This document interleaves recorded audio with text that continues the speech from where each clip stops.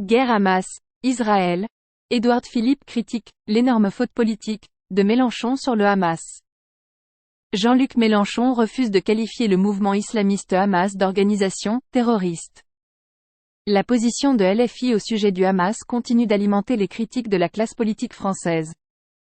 Samedi soir, l'ancien Premier ministre Édouard Philippe a à son tour fustigé « l'énorme faute politique » de Jean-Luc Mélenchon qui a refusé de qualifier le mouvement islamiste d'organisation terroriste, après son attaque du 7 octobre contre Israël. Je lui en veux, là, c'est une énorme faute politique. C'est nul ce qu'il a dit et comme il est intelligent il devrait le savoir, a affirmé l'actuel maire du Havre sur le plateau de l'émission « Quelle époque ?» sur France 2. Philippe, surpris, par le positionnement de Mélenchon.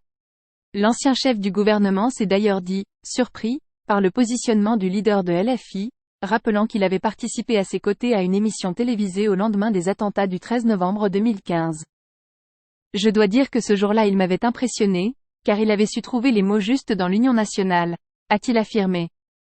Interrogé en fin d'émission sur la question qu'il poserait à Jean-Luc Mélenchon, Édouard Philippe a répondu qu'il se demandait s'il voulait vraiment faire la révolution ou s'il faisait semblant.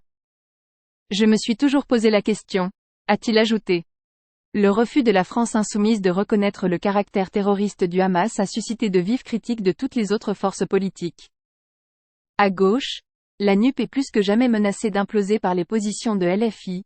Le Parti communiste discute ce week-end d'une sortie de l'Alliance de gauche et le PS, qui devait en faire de même, a reporté son Conseil national, compte tenu du contexte dramatique lié à l'assassinat de l'enseignant Dominique Bernard vendredi à Arras. Aucune nouvelle date n'a été communiquée.